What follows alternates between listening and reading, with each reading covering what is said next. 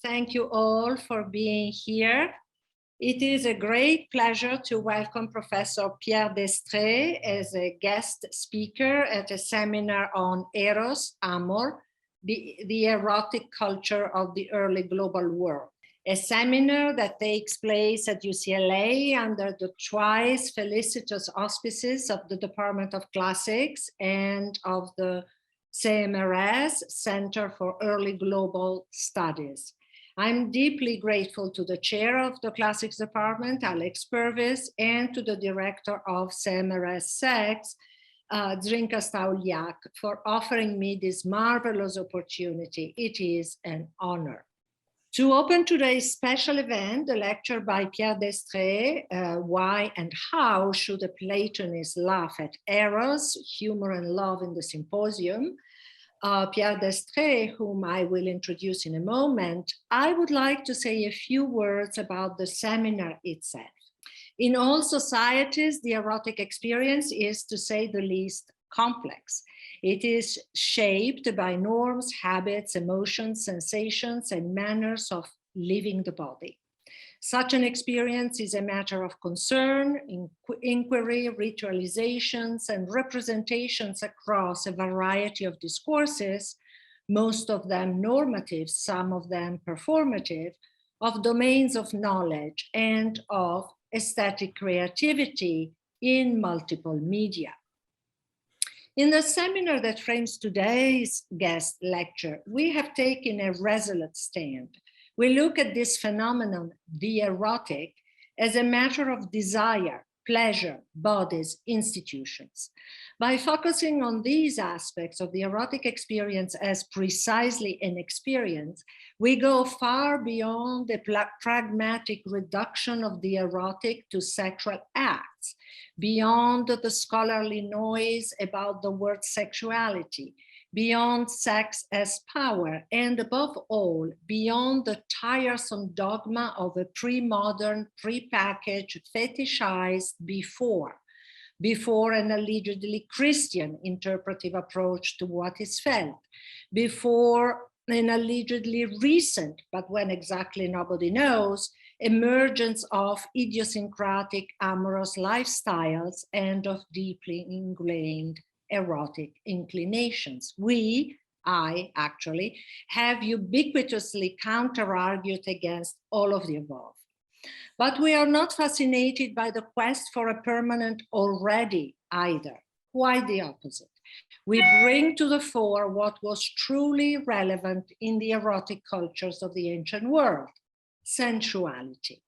This is something I've started to think about and argued for in an embarrassingly old book, Sex and Sensuality in the Ancient World, published in English in 2008.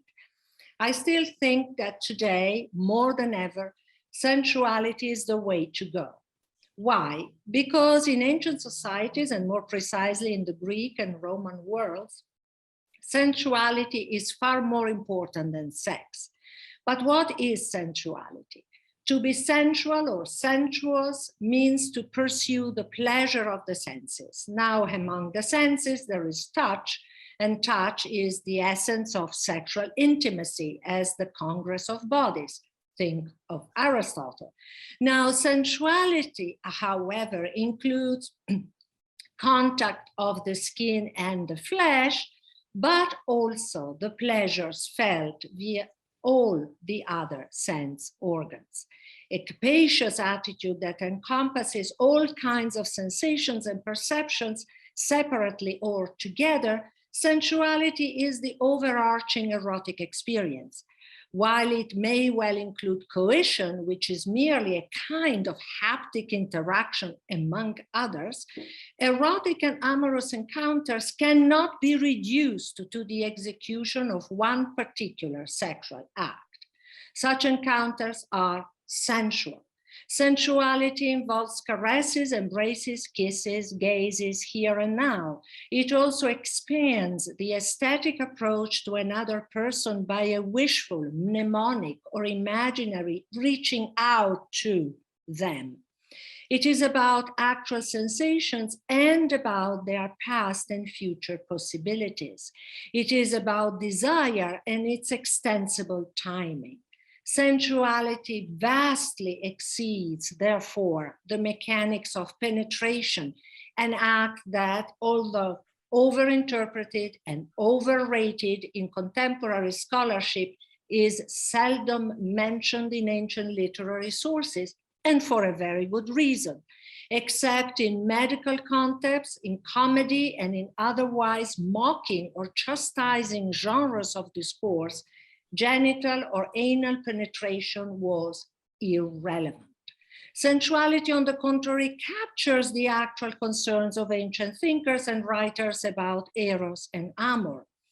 Far from opposing love and sex, Homeric characters, Sappho and her Greek and Roman successors, Plato and Ovid, do understand the erotic amorous life inseparably from a quest for the pleasure of all the senses in the erotic situation. Always embodied and fleshed and mattered, especially whenever it maps metaphorically other experiences, such as intellectual appetite, love, Eros, transpires in language and other aesthetic performances from the sorrowful, hyper-realistic phenomenology of its failure to a confident art of taking pleasure. If Eros can become what it is in the polyphony of the Symposium, across the multiple speeches in praise of the god as well as of the experience, then let's forget sexuality. In this spirit, I'm delighted to welcome Pierre Destrée, who is a tenured researcher at the Fund for Scientific Research in Belgium and a professor at the University of Louvain, where he teaches ancient philosophy. Professor Destrée has produced numerous articles and co-edited a dozen of books, most of them dealing with ancient ethics and aesthetics. Among his works, the Cambridge Companion to Aristotle's Politics with Marguerite Delaurier in 2013, the Blackwell Companion to Ancient Aesthetic with Penelope Murray in 2015, Plato Symposium, a Critical Guide with Zina Giannopoulou in 2017, Plato and the Power of Images with Radcliffe Edmonds in 2017, Utopians in the Ancient World with Jan Opsomer and Geert Roskam in 2021, not to mention, and I will stop here, Pierre, you will forgive me, but it's too many, not to mention an edition and translation into French of the Poetics, also in 2021. Now, Professor Destrée is primarily working on laughter and the uses of humor in ancient philosophy, from Xenophanes up to the Stoics. On that topic, he has co-edited with Franco Trivigno, Laughter, Humor, and Comedy in Ancient Philosophy with Oxford University Press. He's currently writing a monograph on Aristotle on laughter, and with Ralph Rosen and Arnaud Zucker is co-editing a Cambridge Companion to Ancient Humor. Please join me in welcoming Professor Pierre Destrée, who will talk about why and how should a Platonist laugh at Eros, humor, and love in the Symposium. After the talk, we will have a period of questions and answers. Please be so kind as to use the raised hand. We will be all together for 1 hour and a half. Professor Destrée, the floor is yours. Okay, thank you so much, Giulia, and hello to Catherine, Christina, Anthony, and probably some others. Okay, I'm very pleased to be here, and thanks, Giulia, for both your introduction and for inviting me to read a draft of a paper on the theme of humor in the Symposium. Well, what I would like to do today is to try to highlight, as far as I can, the importance of humor in the Symposium. What I'd like to convince you is that Plato makes a real philosophical use of humor there. To be sure, many interpreters have already seen the importance of humor, especially when it comes to Aristophanes' hiccups or some parts of the speech of Alcibiades. But it's not clear what role exactly humor has in all these scenes and in the framework of the whole dialogue. Well, the dialogue is primarily about Eros, that's no big news. But so if humor plays an important role in the dialogue, what role does it play when it comes to Eros? Why and how display humor when it comes to such an important matter? This is what my presentation today is all about. Just to make things clear at the outset, here are the suggestions I'm going to make. First and foremost, I'll make the claim, as I say, that Plato does use humor in a philosophical way. That means that he makes jokes and puns and displays of other humorous devices in order to make us readers understand something. Of course, he could have told us more directly, but the advantage of humor is that very roughly, you, the laugher, must ask yourself why you're laughing, what message stays behind the joke. This is at least what Plato hopes his demanding readers will be able to do. Secondly, here are the two main points I think Plato is making in his Symposium. First point, he wants to offer a new philosophical way of paiderastia, or more precisely, to orthos paiderastein, as Diotima says, a truly good way of such a relationship that really aims at a philosophical education.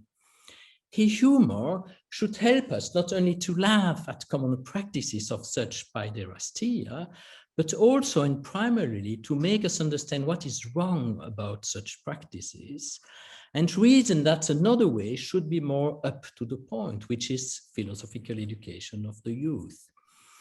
The second point is much more devastating, at least for us, I think.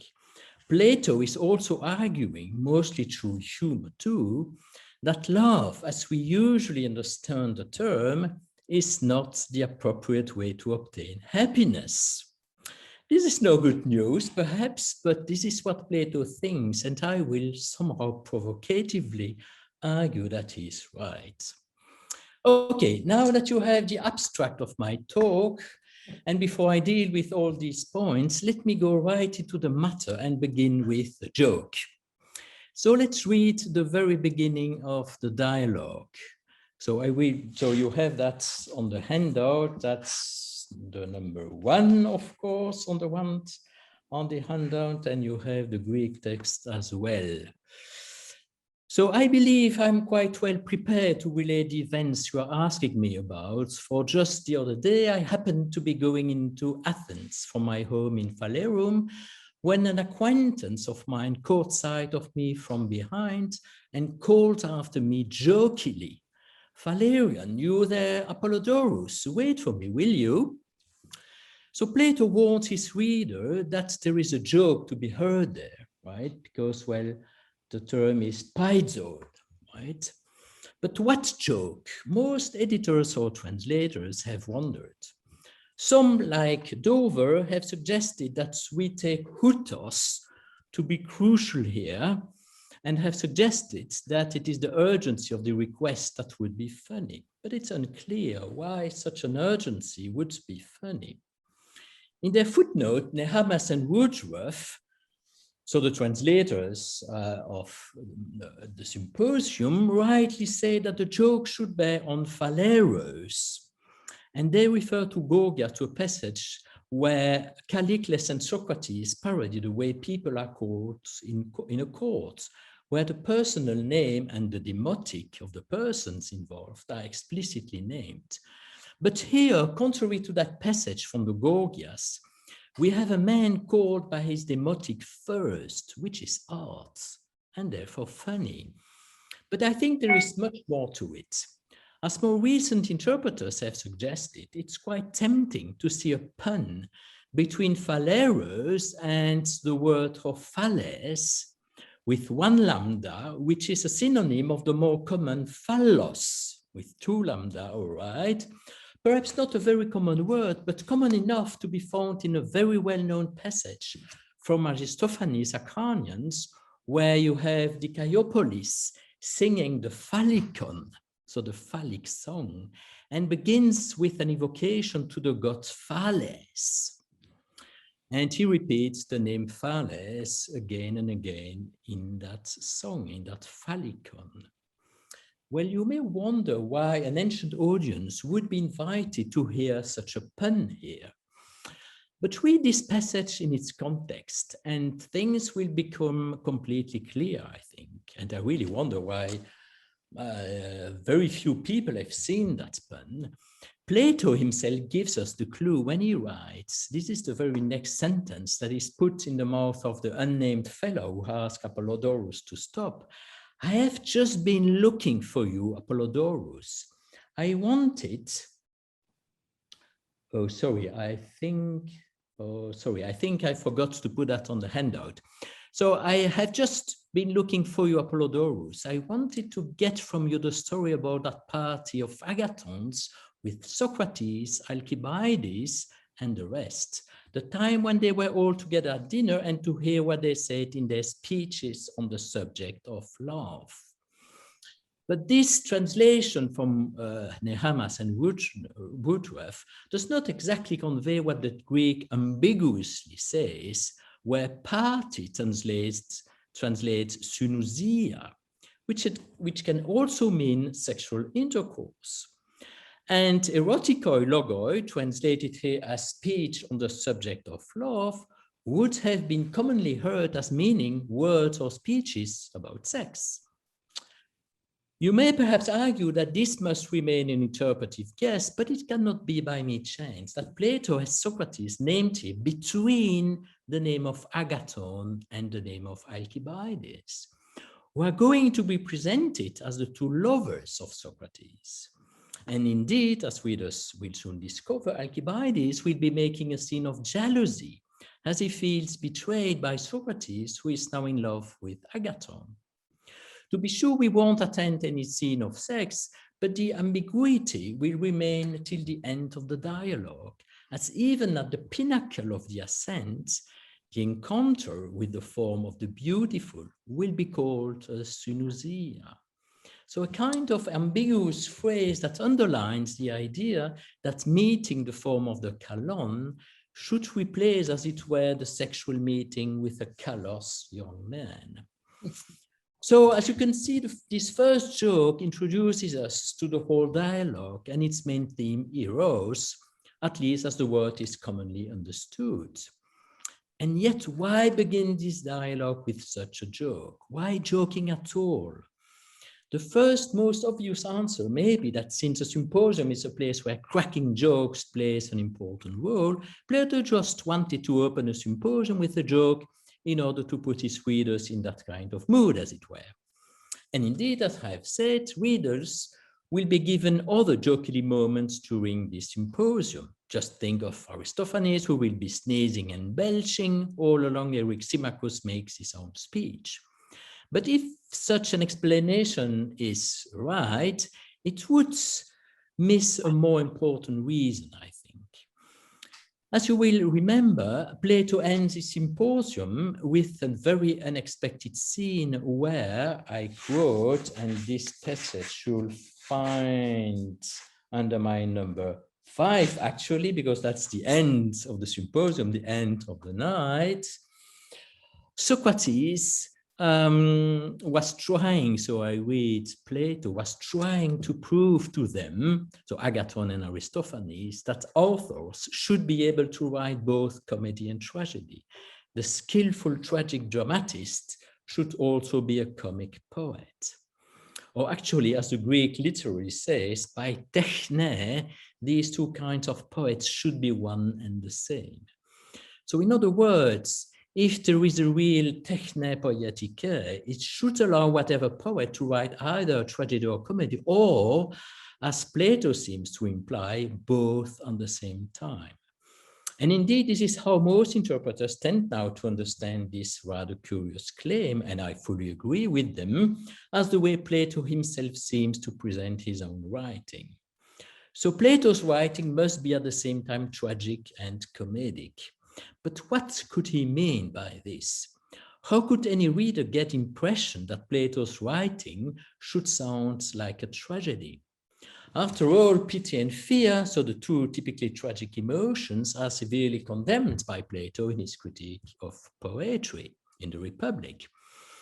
But actually, if a tragedy certainly aims at producing these two emotions, which Plato unambiguously condemned, it's also the genre that is defined by its spudere, a word that means seriousness, both in the sense that it's not funny, but also in the sense that it deals with serious and important matters.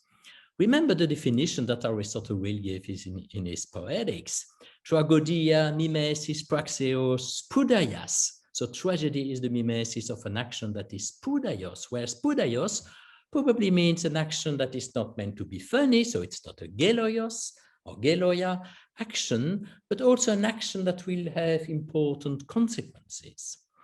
And also, as Aristotle will emphasize, tragedy must be written in an elevated style. The crucial word here is semnos. So in several passages, Plato makes fun of such a style when it aims at producing these emotions of pity and fear. But semnotes, so the quality of being semnos, elevated, and spude, so seriousness, are also the typical words that he uses when it comes to describe philosophical research or writing. That is, when the aim of the writing is not producing pity and fear, of course, but understanding.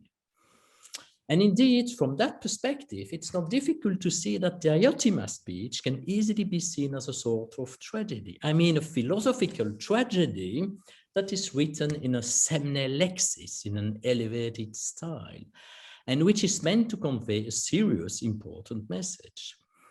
As to comedy, several interpreters have rightly stressed that the speech of Alcibiades should be seen as a kind of satiric drama. The phrase actually is even said by Socrates. And as you may remember, satiric drama was meant to be a short parodic piece that tragic poets were meant to produce after the three tragedies they presented, they were supposed to present at tragic festivals. And indeed, Alcibiades' speech can, and I think must be interpreted as a kind of parodic complement to Diotima's speech. I will come back to this in a moment. Now, Plato's claim that the same poet or writer should be able to compose a tragedy and a comedy should not be interpreted as if Plato meant to say that his Symposium, and perhaps other dialogues as well, were made of two distinct moments that would correspond to these two genres. Let's allow me for a very brief comparison with Xenophon's Symposium. Xenophon too wants to write a symposium where, as he explicitly says, there is a mix of humor and seriousness.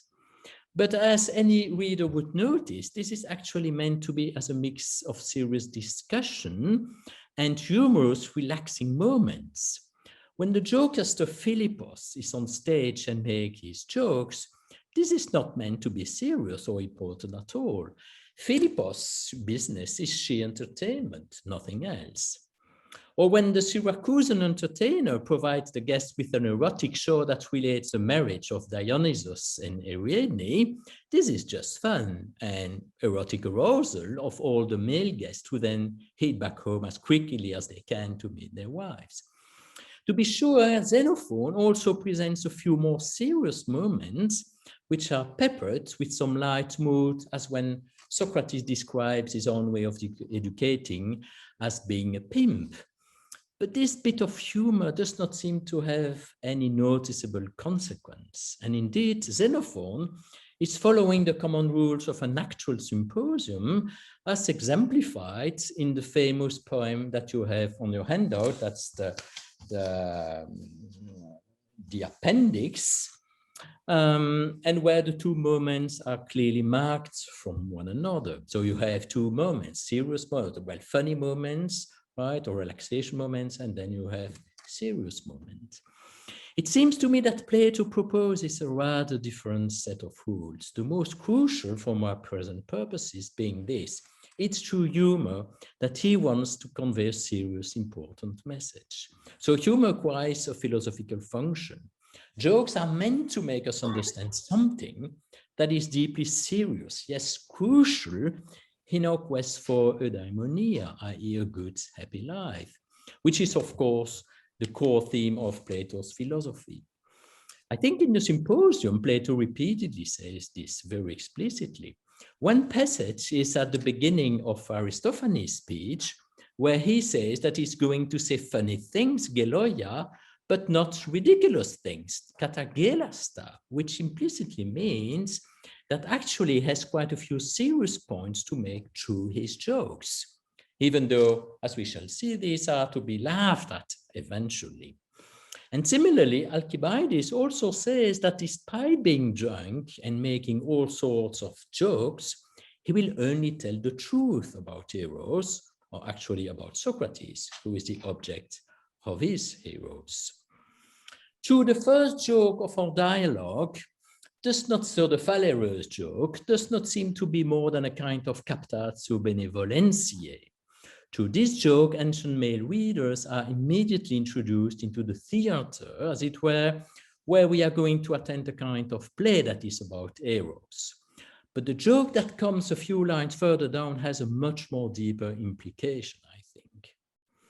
As you all know, Aristodemus arrives first at the Symposium, and his arrival is characterized as geloios.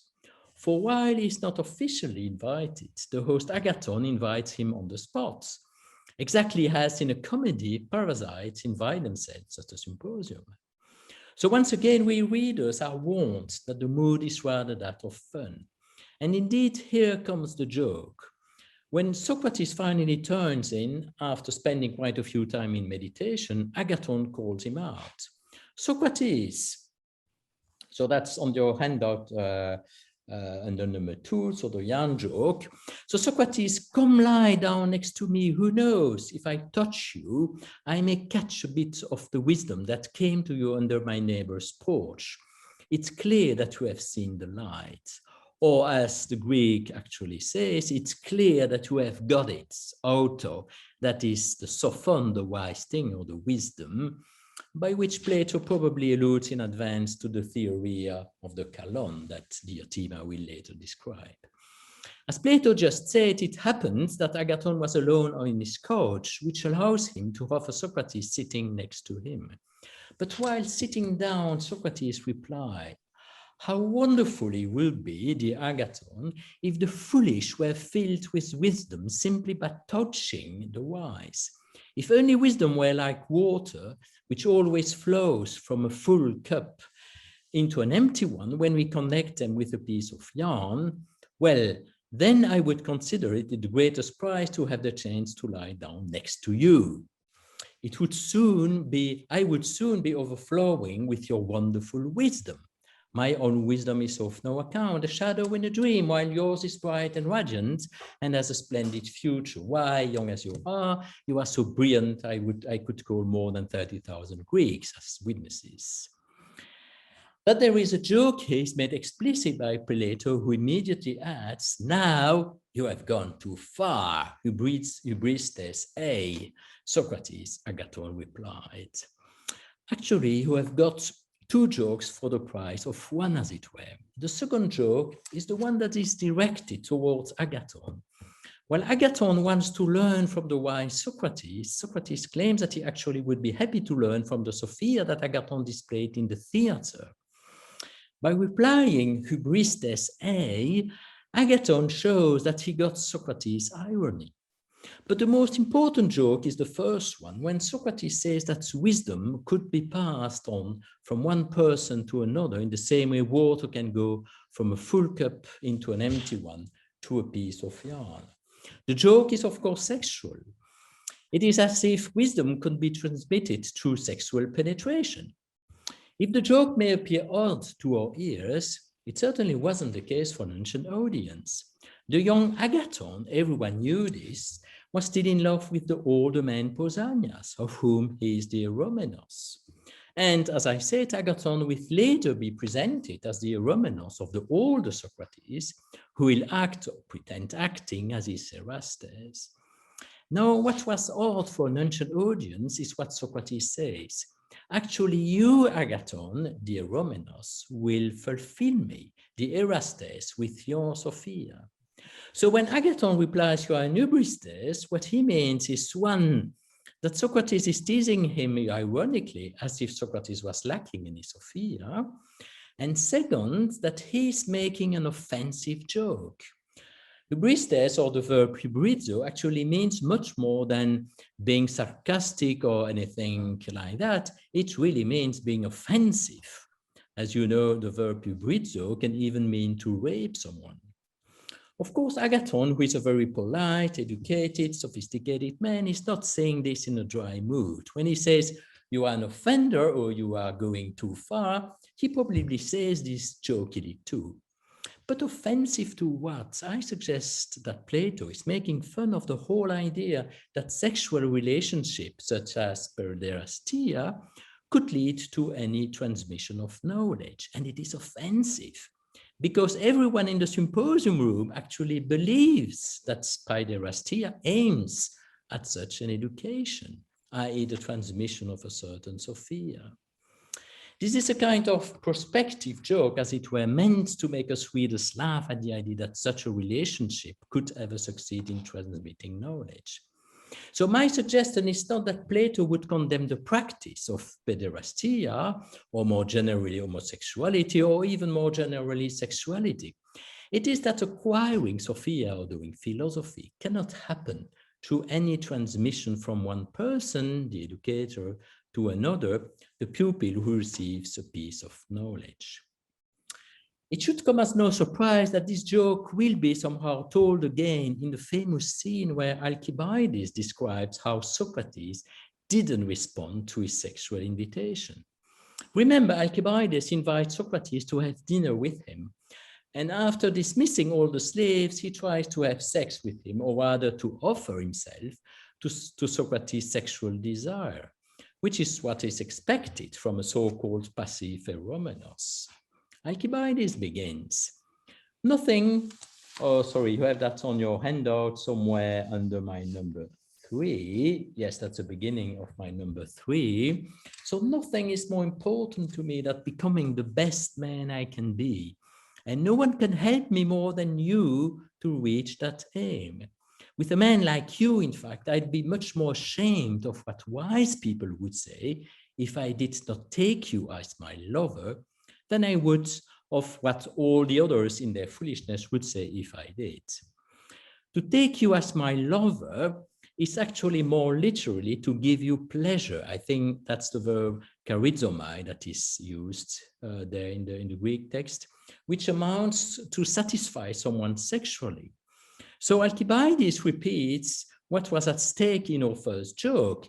It's through sexual gratification, i.e. from a Greek male perspective through sexual penetration, that I'll get a share of your wisdom. To which Socrates replies, with his customary irony, Alcibiades says, that he may be of no help. And there the Greek also says more literally, but look more carefully, so that's Socrates saying that, look more carefully and don't miss it. I am nothing, I am just Uden. Even though Alcibiades, so I have nothing to share with you, I have of course no wisdom that I can share with you. Even though Alcibiades seems to realize that Socrates is being ironic, he does not understand why Socrates seems to refuse to share his knowledge, which should help him to become a kalokagathos man. And he doesn't understand this because, like any other guests in Plato's Symposium, he doesn't understand that such a knowledge does not and cannot be transmitted through paiderastia, as it commonly understood. So he becomes insistent and tries everything he can to arouse Socrates, who does not reply to his advances, which Alcibiades describes with these words, but in spite of all my efforts, this hopelessly arrogant, this unbelievably insolent man, he turned me down, he spurned my beauty. And there I think you have the Greek, yes, and the Greek says, actually, Socrates completely defeated me and despised and mocked and insulted my beauty, to hybridein. Actually, Alcibiades had already said to Socrates the exact same words Agathon said in our joke. He said that in 215c, if you want the exact reference, hubristes ei. So you are an hubristes. And here hubristes and the verb hubritain probably refer more explicitly to something like rape. And this is, of course, meant to be funny, as if not having sex with Alcibiades would amount to having raped him, or at least raped his beauty. Now, you may say that all this might be funny, at least for an ancient audience, but what is its philosophical message? Actually, as many interpreters have rightly seen, Alcibiades' speech, as I said, must be read as a kind of parody of Diotima's speech. Especially the seduction scene is an obvious parody of the mysteries that Diotima taught to the young Socrates. But it is a tragic parody, as it were. I mean, at the time the Symposium was written, and of course read by an audience, by a readership,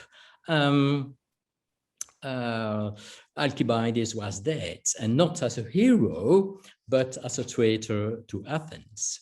So in his speech, Alcibiades wants to become a kalokagatos man. He repeatedly said that, and that's the reason why he came to Socrates. But precisely, he failed to become such a kalokagatos for the very reason, Plato argues, that he didn't understand what Socrates was trying to tell him. That, like Diotima said, the only true synusia that will make you such a man is the synusia with the form of the kalon. So because of this complete misunderstanding, Alcibiades failed to be properly educated by Socrates. So by properly educated, I mean through, of course, the ascent towards the form of the kalon. But Plato's point is not only to defend Socrates from being involved in Alcibiades' failure, but more dramatically to make his ancient readers realize that such a misunderstanding could lead to a catastrophic failure for them, like the one that Alcibiades experienced. Now, you may still want to know why humor could play an important role here. After all, Diotima had clearly said that seeing the form of the kalon is the most important moment in life, and the only way that allows for begetting true virtue. That is, I take it, to become a true kalokagatos man. So why add all this parody and this funny saying of alleged rape of Alcibiades' beauty? When Socrates stops, he reports of Diotima's speech, all guests, Plato explicitly writes, congratulate him, except for Aristophanes, who wanted to respond. And they do so, no doubt, because of the semnotes of the speech, especially the end of the speech. But does that mean that they are all fully convinced? So put yourself in the shoes of these male guests who are all in love with some younger, beautiful man, and read what Diotima says. And there is in life, so that's the very famous passage that you find on my handout on the number 2. And there is in life, Socrates, my friend, said the woman from Antinea, there, if anywhere should person live his life beholding that beauty. If you once see that, it won't occur to you to measure beauty by gold or clothing of beautiful boys and youth, who, if you see them now, strike you out of your senses and make you and many others, eager to be with the boys you love and look at them forever. If there were any way to do that, for getting food and drink, everything but looking at them and being with them. But how would it be in our view, she said, if someone, etc., etc. Diotima compares the thrill to see beauty in itself to the thrill it gives them to see and live with their young lovers. But she then adds that such an encounter with beauty itself would be unpolluted by the flesh and by color and by the rest of our mortal nonsense. Well, quite a harsh way to say that actually all their love business, including all the amorous words they use to tell their lovers, actually counts for nothing in comparison to the gaze of beauty itself. So it seems quite obvious that none of these guests would be fully convinced and prone to change their habits and turn to philosophy. But Plato is eager to defend what he takes to be the only way to become a kalokagatos. Like Socrates adds after retelling the Diotima speech, he tries, so I think that's the end of Socrates' speech that you don't have on your handout, I'm afraid. So he tries, so Socrates said at the end, he tries to persuade everyone else that in the attainment of this goal, human nature could not easily find a better helper than love. And thus he urges everyone else to do likewise. And by love, Plato means, of course, how the Erastes behaves, he whose real desire is to make such an encounter with beauty itself, which is what fulfills his desire to become a kalokagatos man, and hence to obtain happiness. And the only way to do all this is to reverse the roles that are those of a paiderastia relationship. The so-called teacher, or rather the guide towards that goal, the hegemon, as Plato repeats, must act as an eromenos, not an erastes. So exactly in the same way the young Socrates was in love with Diotima, and Diotima acted as his erastes and guide, it is through loving your guide, Plato proposes, that young men should be led toward the form of the beautiful. Plato doesn't perhaps condemn sex per se, but he strongly lets you understand that sex is no proper part of a philosophical quest. But then again, if he wants to make sure his ancient male readers would firmly agree with this, and most importantly, try to live such a philosophical life, he must go over the quite natural resistance against that.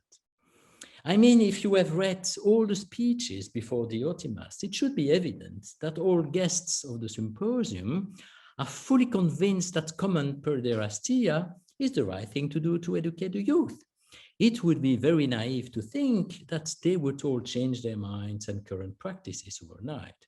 But Plato is not naive, and hence his vividly funny and at the same time dramatic speech of Alcibiades that should make them all understand that if they don't follow Socrates or Plato's proposal for a new education, they will fail to obtain kalogagatia and eudaimonia. So the Greeks already knew how deep humor can hurt. Here, this is not humor that aims at katagelan, that is at mocking down someone, but at enjoying good jokes, which, if you reflect on the message they convey, will make you understand little by little some serious, crucially important message. Okay, this is the first point I think Plato wanted to make, but Giulia, how much time do I have? I think I'm already over time, no? Actually, no, Pierre, No? but if Okay. you think that it's a good moment to stop and to have questions, this is perfect. Then we have a good period of exchange and dialogue and comments. So that would be 45 minutes. It's perfect. All right. Okay. So I can just stop here. In fact, I had a few things to say about Aristophanes' speech, especially. Perhaps I will just resume very quickly what I wanted to say. I think so. Plato's second point, which is actually more relevant to us, I think, is that I think he just thinks that love, even romantic love, is completely useless for philosophy. So that's perhaps something you won't agree with me, but that's all right. No, because if you read Aristophanes, there is at least one passage which is, I think, really the clue of the whole speech. That's the passage where Aristophanes says, hey, just imagine you have Hephaestus here who can just melt down you too, and so you can get back to your archaia physis, to your first nature, right, which is to be a kind of whole. So that's the circle man, so the so-called circle man, right? And then that would make you completely happy. And that's very strange because you have, well, the few interpreters who mention these lines, so about Hephaestus, they take these lines seriously. They think that Plato presents this kind of thought experiment very seriously. But that's of course a joke. I mean, of course, this Hephaestus thought experiment is a kind of reference to the Iliad, right? Where all the gods are supposed to love at Aphrodite, well, the goddess of love, Aphrodite and Ares, that are caught up in a net, right? And so it means for Plato that all this story about getting back to your archaia physis and to your first whole is just nonsense, and you must laugh at that kind of very strange thing.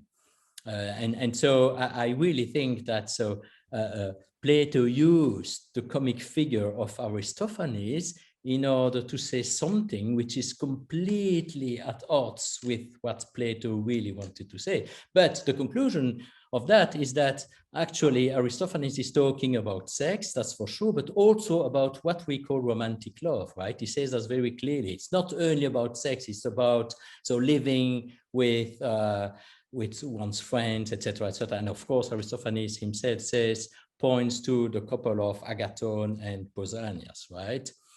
So it's not only sex, it's also love, what we call romantic love. And that is completely condemned by Plato. Well, it's not condemned per se. I'm not saying that, right? Plato never condemned sex or homosexuality, not even pederastia, I think. He just says that this is not what philosophy is all about. And I think romantic love won't help you to get kalokagatia and eudaimonia. Okay. Well, okay. Thank you very much. Thank you, Pierre. Many thoughts, ideas, questions, I'm sure. We use different languages, but we agree. I agree with you on precisely the richness of the erotic experience, as I would call it. I'm not sure I would use the word romantic, but I agree with you precisely. This was a bit the point of my brief introduction on sensuality, that there is a togetherness which is a being there with, that is always embodied without being reduced to one particular sexual act, about which you demonstrate how precisely this conversation, this set of praises of love somehow turn around without ever really going for the thing. So yes, there is precisely in Aristophanes even design of the wholeness of the original archaic nature. There is the idea that embraces are important, so frontality is important, and that kind of contact is important, and the time spent together, but together embodied and fleshed and mattered. So this is why I don't usually go for romantic, because romantic might take us precisely too fast up the ladder of Diotima. And it's true that on that, the timing of how fast we go up the ladder would be our exchange with a slightly different angle or sense of how long we stay with beautiful bodies. But I will shut up immediately and invite our audience to manifest the desire to talk to you. Okay, thank you, Giulia. Oh, just a very small detail. I know that every English speaker use the term ladder for Diotima, but I think it's completely wrong. I mean, there is no ladder there. No, the word in Greek is, well, I just forgot the word in Greek, but it's with something with peribino, anabino, something like that. And that means, of course, the steps of a temple. Right, you go into it. It's a kind of religious experience. It's, of course, it has nothing to do with religion, but it's metaphorically a kind of religious experience. Of course, the mysteries of Eleusis, but then you go on the steps of a temple, and of course the statue, and of course the statue, the agalma, of the divine being is inside the temple. And that's, of course, so the beauty itself, or the canon itself, is meant to be the equivalent of the statue of the gods that is inside the temple. So really, the ladder is really a strange expression. I don't know who, no, but I don't know who invented it. It's really weird. So you see a sort of marmoreal stairs that take us metaphorically to the epiphany of the God. That's because that's in the Greek. I'm sorry. No. I'm not contesting that at all. But it's true that the sort of conventional ladder is a bit prosaic. Yes, yes, and minimal. Yes, but you completely miss the context. You completely miss the atmosphere. I understand. Anyhow, well, thank you very, very much. I think that this reading of the sort of playful, joking thread that runs through the dialogue is really something that challenges the readers of the symposium as a whole, as a situation, as a philosophical situation so peculiar, including for Plato. So I haven't seen a hand yet. Let me see if any hand shows up. Thank you. So I understood that. So you take Diotima's speech as mainly semnos logos, whereas the funny things are in the other parts of the dialogue. Is that the... Well, yes, of course, sure, yes. Well, I know, of course, that some parts are quite funny. I mean, especially when she describes Eros at the beginning, or Socrates, if you want. Of course, there are funny, some funny things there too. But certainly, the last part is really serious and semnos. That's for sure. I mean, there is no joke there, except perhaps at one moment when at the very end, so the text I read even twice, when she refers to Aristophanes with the verb ekplextai, right? Then perhaps you might have a kind of irony there, but it's certainly not funny. I mean, there is no joke there. Yes, I was thinking of this, of various, let's say, joking features in the speech, and maybe not at the end, although she's in a way making fun, seriously, but making fun of the previous speakers by obviously referring to what they said and completely subverting the meaning, or just making clear that they did not understand what they were talking about. Like, for example, when she refers to Alcestis and Achilles, Achilles' philotimia, and so she is referring to Phaedrus, but at the same time saying this is absolutely not what Phaedrus said. They were in love with honor and with immortality, and not as Phaedrus said. So I was wondering what you thought, if you wanted to make something of this, of the fact that Socrates stages himself in this dialogue with Diotima by taking Agathon's role in his own conversation with Socrates. He takes the role of the ignoramus, of the and he shows Diotima making fun of him. At some point, she laughs or she smiles. So yes, she laughs. Yeah. And he talks. He calls her. He compares her to the perfect sophists, achieved sophists. Yes, that's a very strange. Yes, that's a very strange. I must say, I just don't understand that. I just don't understand why Socrates says that. If anyone has a clue, I really don't know. I do. You have, of course. Yes. So please.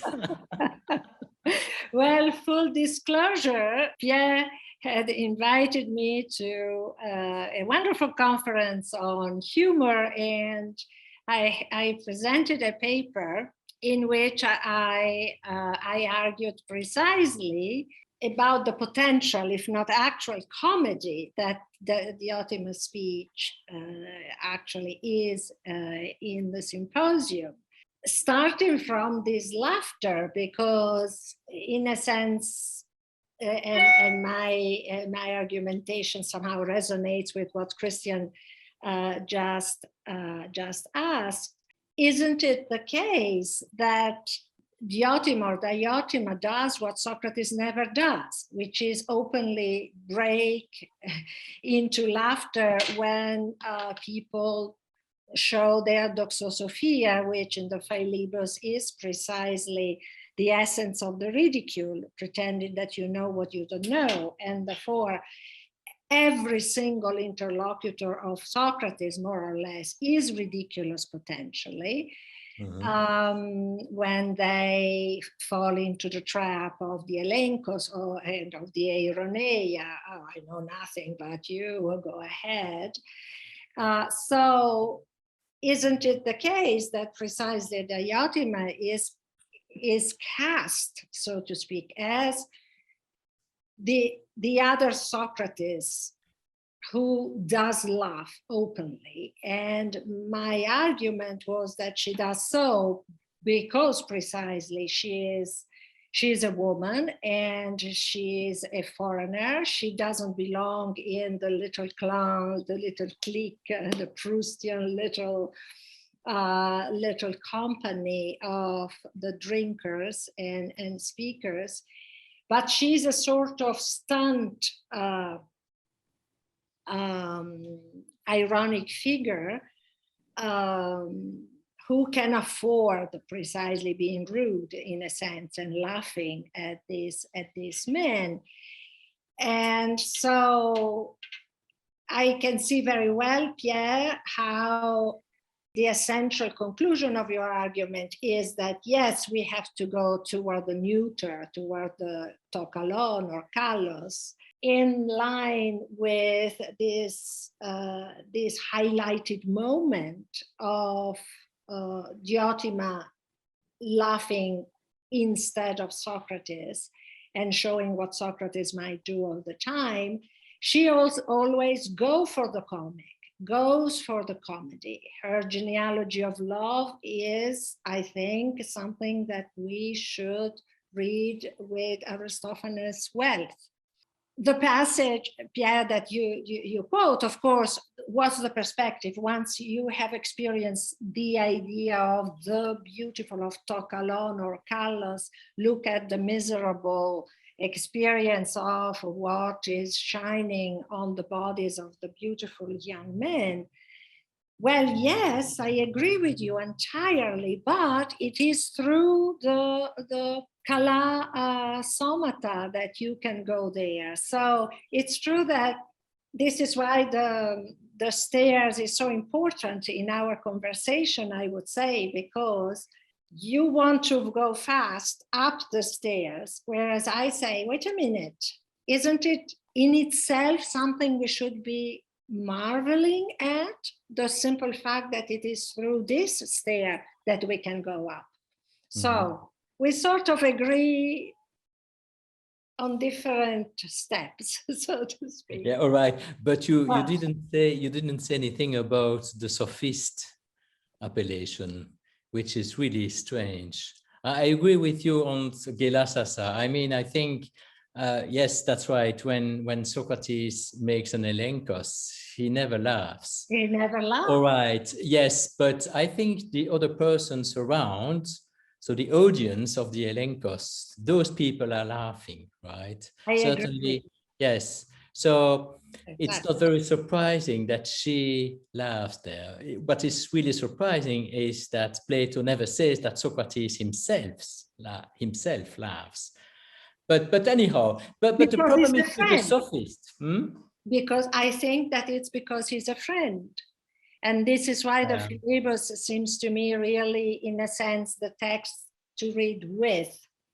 The Symposium here, because you don't laugh at your friends, even when they are ridiculed. So there is this philia that prevents Socrates from breaking into laughter, whereas la sophistesse, as Barbara Cassin would say, doesn't feel that sort of imperative of civility. I think that civility is very much also important here because the sociability of the drinking party is so important.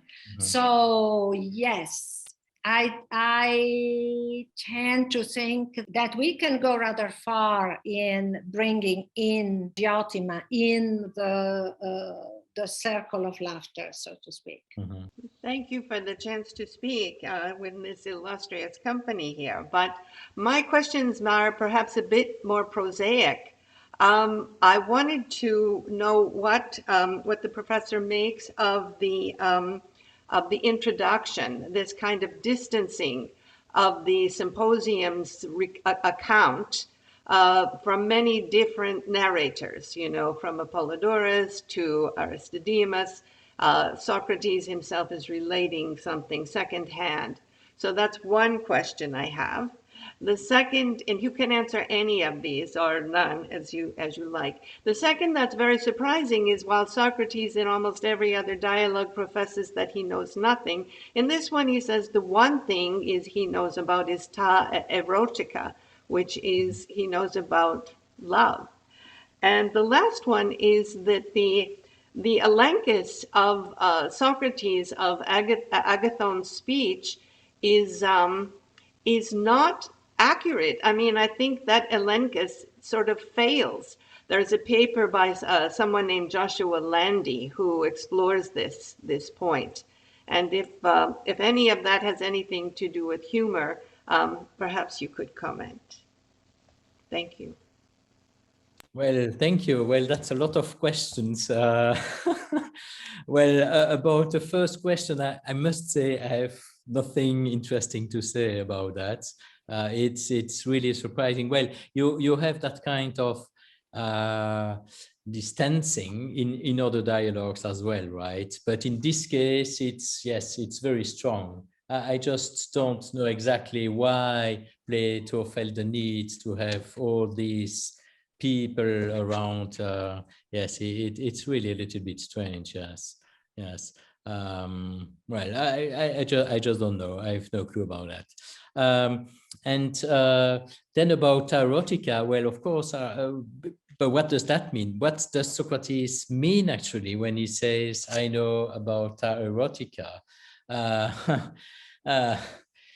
He could mean, well, I know what beauty is because I experienced the experience that Diotima describes, right? And I think that actually Socrates knows that, at least certainly the Socrates, well, the Socrates of the Symposium, this guy most probably has already done that experience multiple times, right? At the very beginning when he's meditating under the porch, and that's the reason why he comes late to the symposium. Well, I think that's a kind of repetition, but of course a prospective repetition of what Diotima will say.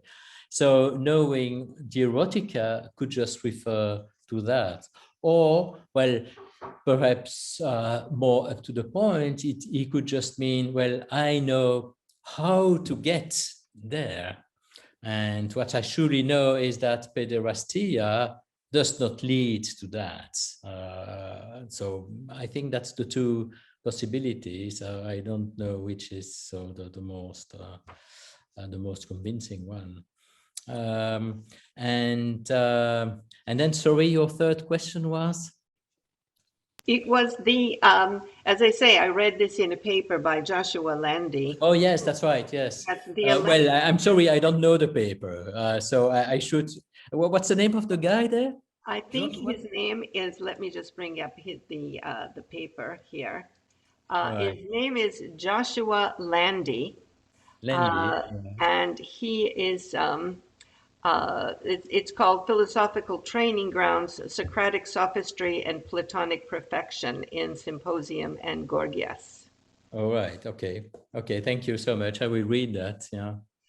But he kind of he tears down, he basically says Socrates fails to prove that love does not have beauty, or love does not have all of these wonderful qualities that Agathon attributes to it. Yeah. And All he right. says I think it's the fallacy of the distributed middle or something like this. Yes, right. Yes, but you have many elenkoi which are just like that. They are logically wrong, but I'm not sure that Plato was unaware of that. But that was not his point. The point was just to have someone agreeing with the fact that actually he doesn't understand what he's talking about. I think that's really the main point of Plato. But of course, it's a little bit strange that, well, he sometimes uses really obvious fallacies. But yes, I think that's the whole point, is just to confound. I mean, elenkein someone also means to confound someone, right? To make you ashamed of what you just said, something like that. And that's really the important point. And then the elenkos should help you see something else. I mean, help you understand where you are wrong, whatever the exact argument, and then to try to find some better understanding. I think that's the whole point of the elenkos. So I'm not sure that because you can show that the elenkos is logically wrong, that it's a failure, right? Probably it's not a failure in the eyes of Plato. Well, of course, that's debatable, but no, because there are so many elenkos that are like this, actually, where you have very strange logical moves. Yeah. Yes, it's a crucial turning point, the elenkos of Agathon, and I agree that it's Agathon admitting that he didn't know what he was saying that really does the trick. At the same time, there is perhaps a resonance in the way Socrates brings Agathon to admit that love loves, or that Eros era, that does something more, which is precisely to show that it's an elenkos really tailor-made on Agathon as the kind of speaker and poet he is. So I agree with Professor Destrée that Plato knows very, very well what he's doing by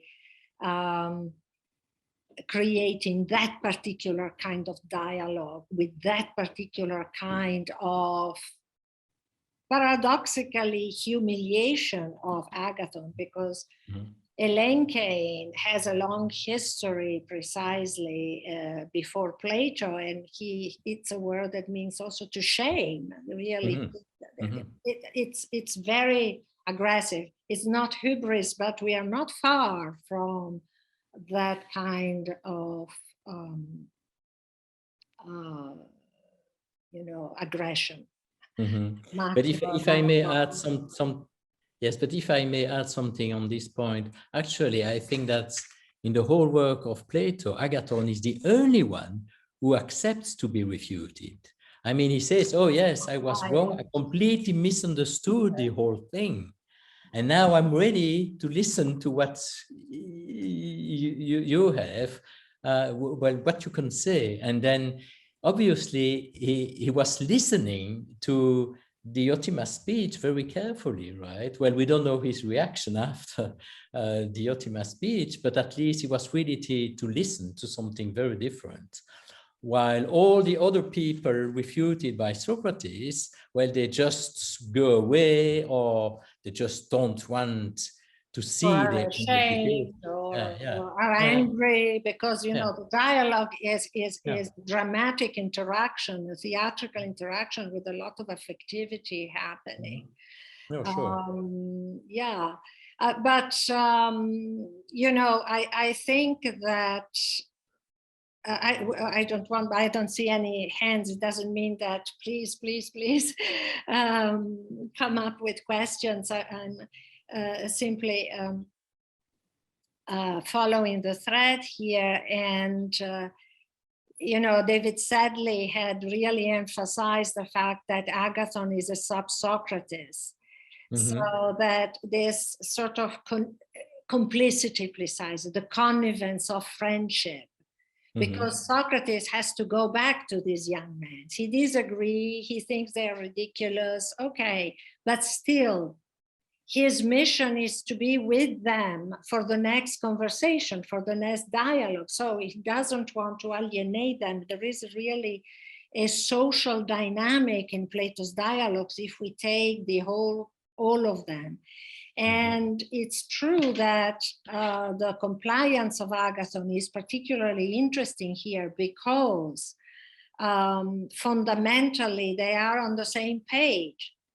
Socrates, where he places himself vis-a-vis Diotima, he places himself in the position of Agathon vis-a-vis him. So Agathon's ability to understand an admission that he didn't know what he was saying has a lot to do with this potential for being a sub-Socrates and not just any old or young, frivolous, you know, idiotic young man. He is not. Sure. He is not. And he is a great poet. You know, we don't have texts by Agathon, but he was as recognized as Euripides and Sophocles, for instance, from Aristotle's point of view.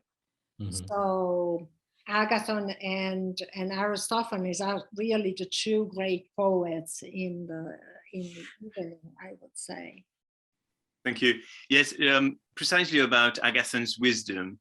I liked your interpretation of the start of the dialogue where Socrates says to Agathon, "You're an hybristes," because, and so according to you, it's because he refuses to take the role of the Erastes who's supposed to educate, right? And I didn't take it, I didn't read it at all like that. I thought it was because he claims to praise Agathon's wisdom by saying, your wisdom is wonderful, mine is probably a dream, etc. And the evidence for your wisdom to be wonderful is that it's shown in front of 30,000 Greeks, which within an elite symposium, where you're supposed to display wisdom for the few and not for the many, might be a bit dodgy to praise someone just for the wisdom that he was displaying in front of 30,000 people. So I was taking this as, but maybe it's completely. I think I think you're completely right. No, thank you. See that? Yes, because true. Yes, because they are supposed to. So they are all quoting lots of poets, traditions, etc. They are talking about things that everybody since Homer has talked about very much, namely Eros and education, etc. But they are expected to provide something new, some new accounts, some really, as Phaedrus asks at the start of the dialogue, to provide proper praise, or proper etc. So something for really. For people who have brains, and not for the 30,000 people in the theater.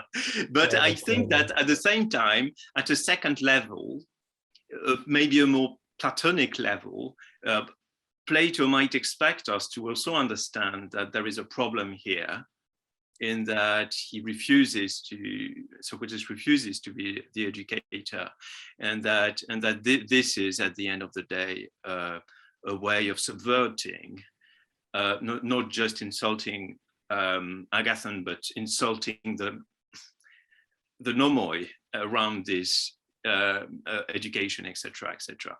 But if this is, and then you connected that to the problem Alcibiades himself met with with Socrates, saying that it's basically the same that happens that Alcibiades reports.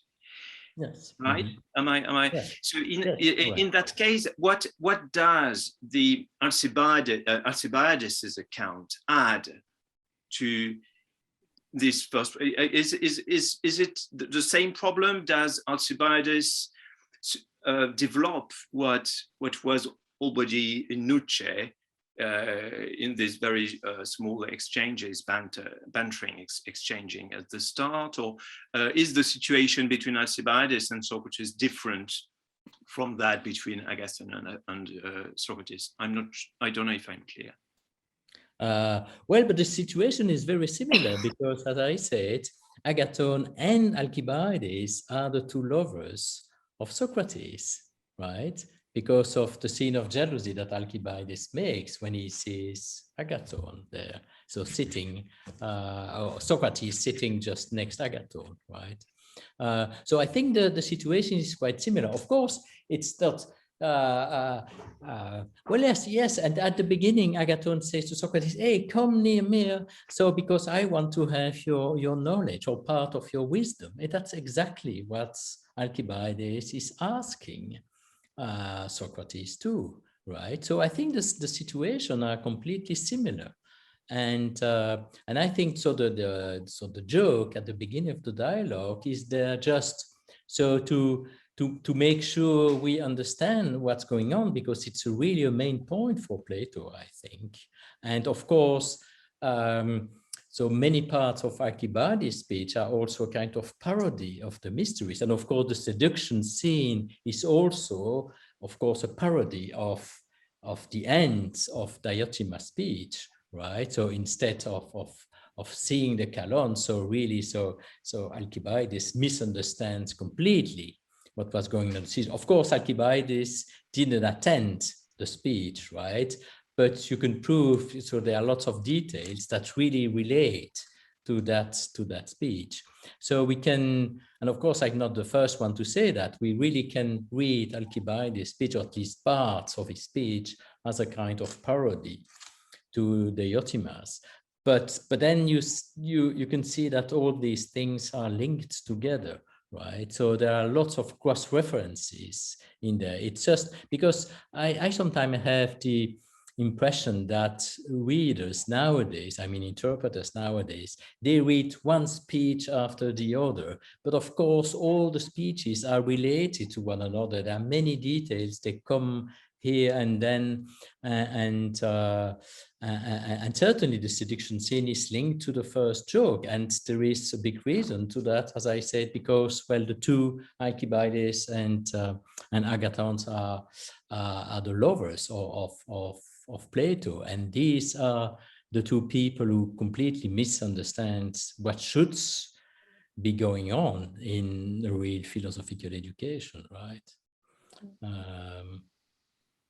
Yes, and there is, in this respect, there is another echo that puzzles me. That is, so in the text that you've given in your handout, text 3, towards 219a, you have this famous quotation of Homer. So it's Iliad 6, I think, when yes, sure, yeah. Diomedes and Glaucon, and which is quite reminiscent to what Socrates says to Agathon at the start, that they might exchange a real wisdom, splendid wisdom, against a dream. Socrates saying, my wisdom is a dream, your is splendid, etc. Yeah. But here, it's Socrates who says to Alcibiades, I might exchange, I might give you something more precious than what you will give me. So he's not completely, he's not dismissing his own wisdom here as and what he has to offer as in front of Agathon. There is something like, I don't want to engage in this trade because I might lose, and actually my value, this trade might not be might not recognize my value, might not be do honor to what I'm really worth. Yes, but as you say, so there is the dream in the case of Agathon, and here, well, it's not really a dream, but it's a kind of illusion too, right? So it's very close, I think. But of course, the passage of the Iliad Plato is referring, of course, does not appear in the other case. But that's not the problem. But here, I think, no, and whether Socrates would not be as dismissive as he seems to be with Agathon, I'm not quite sure, because everything is ironic here, right? So he's really teasing Alcibiades, but more than teasing. I mean, he's really, I'm not sure.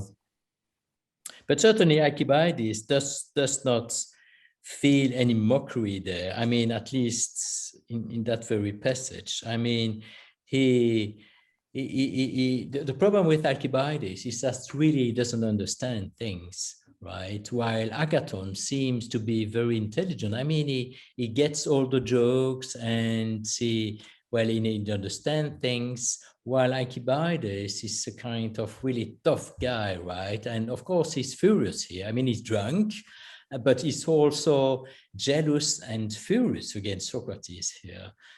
So the mood is completely different. And of course, there is one reason for that, is that we know, of course, that Alcibiades is dead, that he was really a terrible man, etc. We don't have that kind of terrible story in the case of Agathon, right?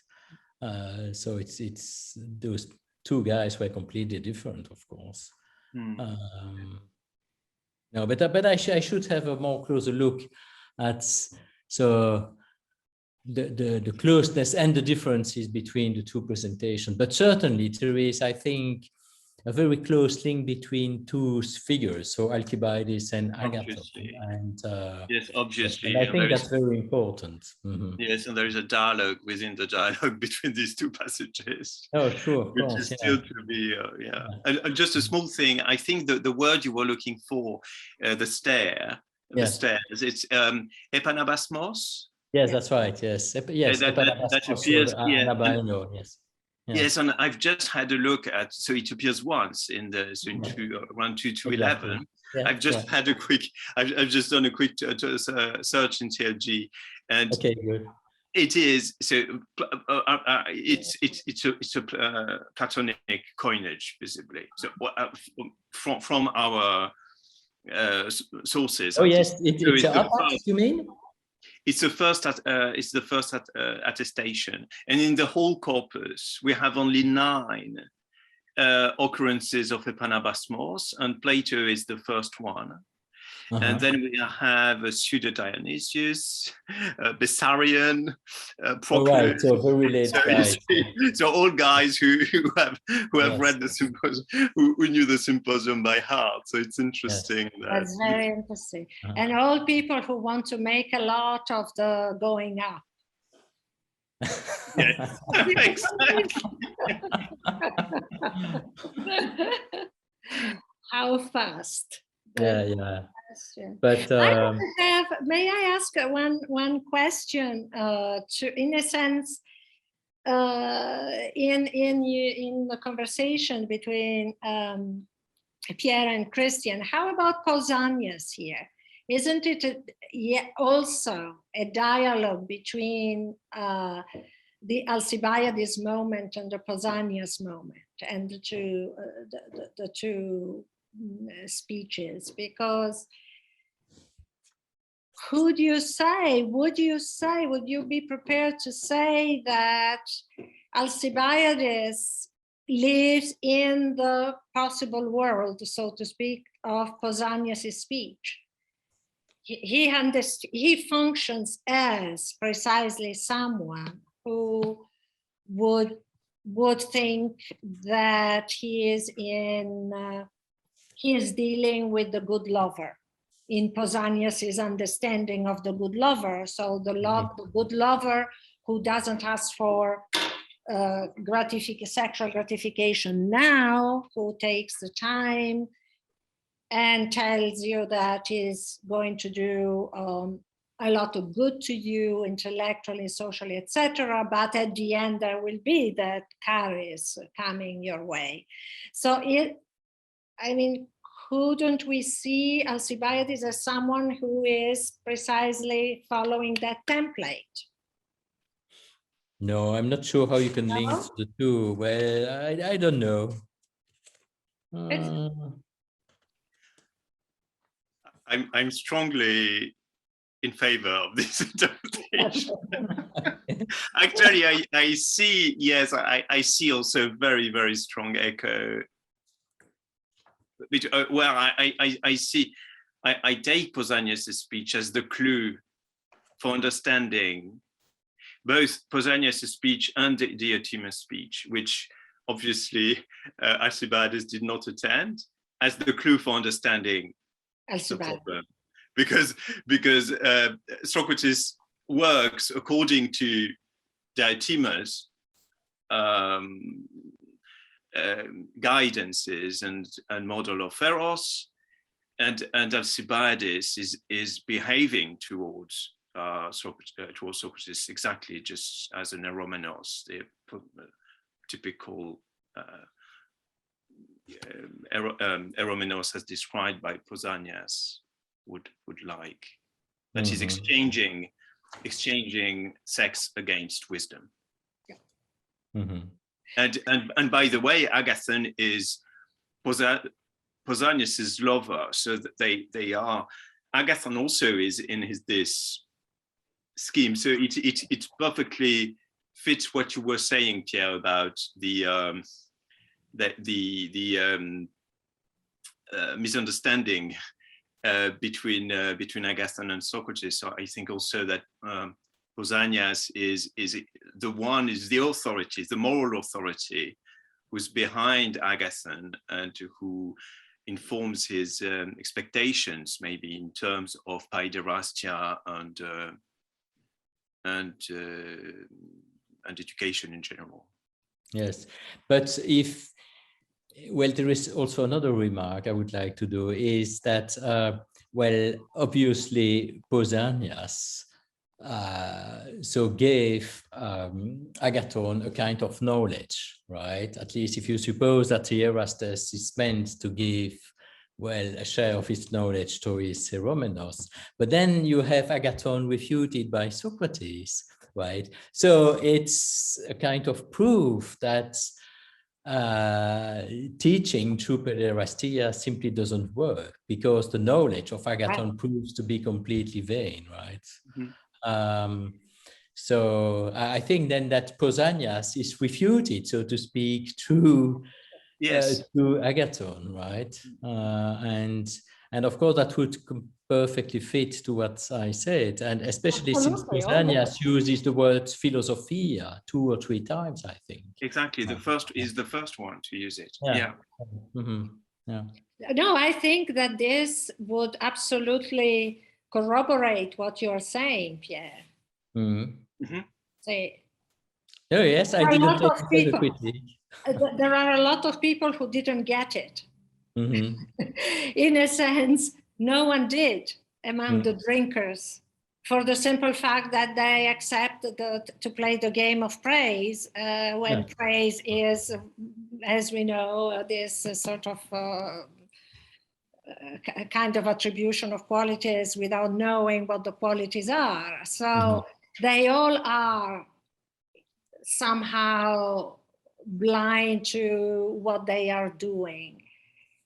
This is why I think that to read humor as a line of thought that runs through the round of praises and keeps it together is the way to go. I think really brings the room together, so to speak. It really does. But Socrates doesn't laugh. So he has his stunt laughing woman. So yes, right. Yes, but there is a very strange sentence in Aristotle's Rhetoric where Aristotle says that you have homologia. This is when you have you make a joke for other people so that they can laugh. And then the irony is meant to be for yourself. I mean, you laugh for yourself. Of course, you just not show your laughter, but you are laughing inside yourself, so to speak. This is ironia. And Aristotle says, and that's fine. That's for the great guys. Right? That's for the great guys.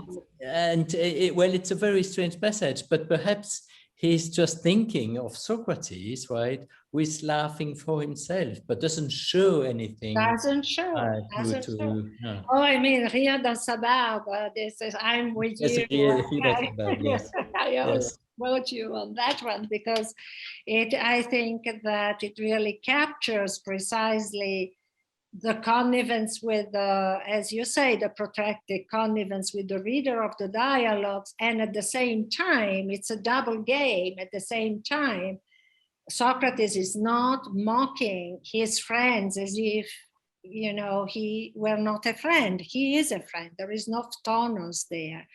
And okay, but tongue in cheek or in the beard, we have to understand which is what we do, thanks to you, Pierre. So thank you very, very much. Thank to all the participants. Thank you for the questions, for the bibliographical suggestions. Yes,